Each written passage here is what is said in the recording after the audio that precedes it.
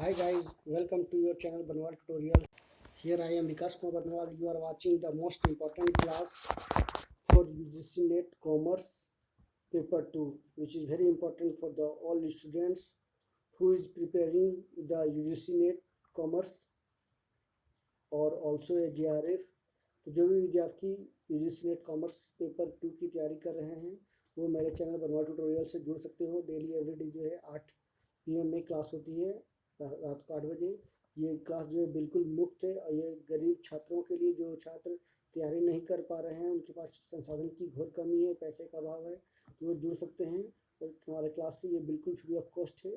एक नई दिशा और दशा के साथ को सुधारते हुए जो है ये क्लास ली जा रही है। काफ़ी मोस्ट इम्पॉर्टेंट और इंटरेस्टिंग क्लास है देखा जाए तो, क्योंकि हर तरह का सवाल इसमें आपको देखने को मिलेंगे और एवरीडे जो एक स्पेशल टॉपिक पे जो है डिस्कशन की जाती है। तो इसमें बेसिक से बेसिक पॉइंट्स बताए जाते हैं, एक एक लाइन को एक्सप्लेन करके बताया जाता है।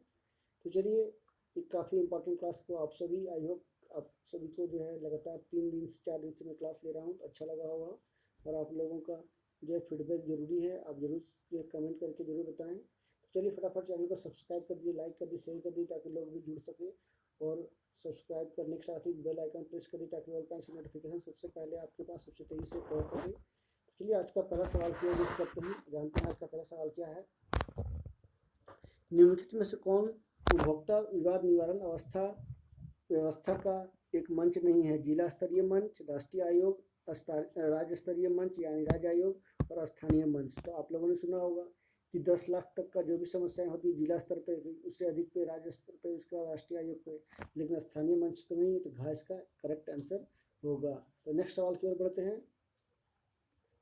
निम्नलिखित में से कौन सकल घरेलू उत्पाद यानी ग्रोस डोमेस्टिक प्रोडक्ट का एक मुख्य अंग नहीं है? व्यक्तिगत उपभोग खर्च, सकल निजी घरेलू विनियोग, ग शुद्ध व्यक्तिगत आय और आखिरी घ यानी शुद्ध निर्यात। तो ऑप्शन क्या होगा? सभी को पता है आप लोगों को कि शुद्ध व्यक्तिगत आय यानी नेट पर्सनल इनकम जो होते हैं वो GDP का अंग नहीं होते हैं, यानी पार्ट नहीं होते हैं। चलिए नेक्स्ट सवाल की ओर बढ़ते हैं। क्वेश्चन नंबर 3, भावी ग्राहकों की साख सूचना के लिए निम्नलिखित में से कौन सा स्रोत नहीं है? साख पत्र, बैंक संदर्भ, व्यापारिक पूछताछ और साख ब्यूरो, यानी 4 ऑप्शन दिए गए हैं। तो इसका आपका करेक्ट आंसर क्या होगा? साख पत्र यानी क्रेडिट लेटर जो है इसका क्या है, ग्राहकों की साख सूचना के लिए जो है निम्नलिखित में से का स्रोत नहीं है भावी ग्राहकों की साख के लिए। नेक्स्ट सवाल की ओर बढ़ते हैं। क्वेश्चन नंबर 4, किसी कंपनी के निदेशक बनने के लिए एक व्यक्ति को अनिवार्य रूप से प्राप्त करना चाहिए? तो क्या होगा ऑप्शन आंसर? चलिए ऑप्शन की ओर बढ़ते हैं। कारोबार लाइसेंस, निदेशक का लाइसेंस, ग टिन यानी TIN और आखिरी डिन DIN। तो करेक्ट आंसर क्या होगा? DIN यानी डिन। डिन आपके पास होनी चाहिए अनिवार्य रूप से, तभी आप जो है कंपनी के निदेशक बन सकते हो। तो चलिए next question my dear friends. Question number 5, निम्नलिखित में से कौन सा रोकड़ अंतर्प्रवाह नहीं है? क लेनदारों की कमी, ख देनदारों की कमी, ग अंशों का निर्गमन, घ अस्थायी संपत्तियों का विक्रय। तो क्या होगा आंसर? कंप्लीट आंसर लेनदारों की कमी, यानी ऑप्शन नंबर क विकल्प का जो है आपका सही जवाब है। नेक्स्ट क्वेश्चन की ओर बढ़ते हैं। क्वेश्चन नंबर 6, निम्नलिखित में से कौन सा सेवा गुणवत्ता का निर्धारक नहीं है? ना, सर्विस क्वालिटी का निर्धारक नहीं है। तो क्या होगा? विश्वसनीयता का, ख संवेदनशीलता, ग अनुक्रियाशीलता और घ आश्वासन। तो आप ट्राई करो। तो क्या आंसर होना चाहिए? संवेदनशीलता। बेहद संवेदनशीलता जो है ये निर्धारक नहीं हो सकते, यानी ख is the correct answer.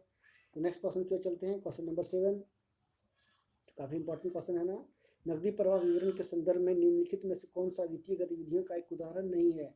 Bank ऋण का भुगतान, क ख स्थिर संपत्तियों का विक्रय, ग सार्वजनिक जमाओं से नकदी आगम, घ ऋण पत्रों पर ब्याज या लाभांश भुगतान। तो क्या आंसर होगा? ख यानी fix assets, sale of fix assets यानी स्थिर परिसंपत्तियों का विक्रय जो है ये एक उदाहरण नहीं है वित्तीय गतिविधियों का नकद प्रवाह विवरण के लिए। चलिए नेक्स्ट सवाल की ओर बढ़ते हैं। भारत में वस्तु एवं सेवा कर दिवस कब मनाया जाता है? तो क 1 जून, ख 1 अप्रैल, ग 1 जुलाई, घ 31 जुलाई मार्च। तो आप सभी को पता होनी चाहिए, काफ़ी इंपॉर्टेंट सवाल है। 1 जुलाई क्यों? क्योंकि 1 जुलाई 2017 को जो है लागू किया गया था देश भर में, जिसमें फल, मिठाइयाँ, सब्जी, इस सबको GST से फ्री रखा गया है। नेक्स्ट सवाल की ओर चलते हैं, आखिरी 2 सवाल बचे हैं। बिटकॉइन को कौन सा देश अपना राष्ट्रीय मुद्रा के रूप में अपनाने जा रहा है, उसके लिए एक रिपोर्ट भी जारी किया है, एक बिल लाया है। तो क्या है ऑप्शन? अल सल्वाडोर, तुर्की, घाना और जापान। तो आंसर क्या होगा? मध्य अमेरिकी देश अल सल्वाडोर। ये काफ़ी इंपॉर्टेंट सवाल है। चलिए नेक्स्ट सवाल की ओर बढ़ते हैं। आखिरी सवाल जो काफ़ी इंपॉर्टेंट है ये भी। G7 देशों के समूह ने गूगल, फेसबुक जैसी दिग्गज कंपनियों पर कम से कम कितना प्रतिशत कॉर्पोरेट टैक्स लगाने पर सहमति हुए हैं? तो हाल ही में जो है न्यूज जो है काफ़ी सुर्खियों में रहा था। तो इस पर मैंने जो है वीडियो भी बनाया है, उसका लिंक मैं शेयर कर दूंगा। तो का 10%, खा 15%, गा 20% और घा 8%।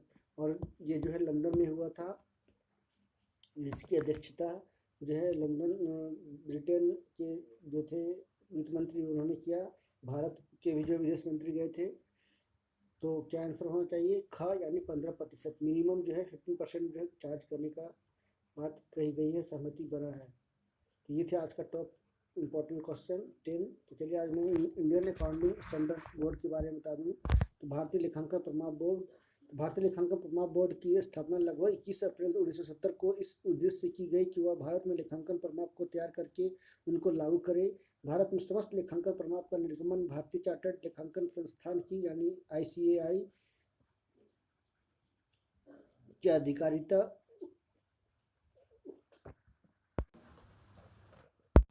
के अंतर्गत किया जाता है।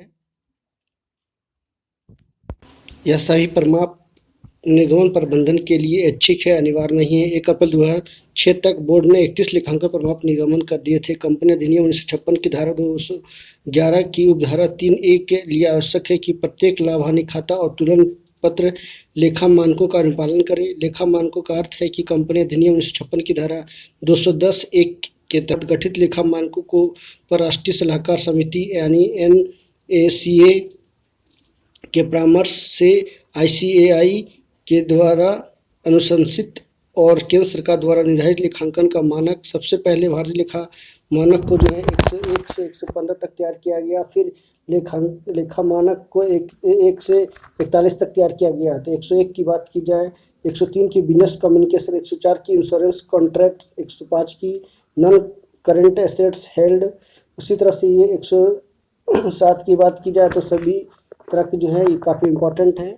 उसी तरह से 101 की बात की जाए तो लेखांकन नीतियों का प्रकटीकरण। 2 की बात की जाए तो स्टॉक वैल्यूएशन ऑफ स्टॉक।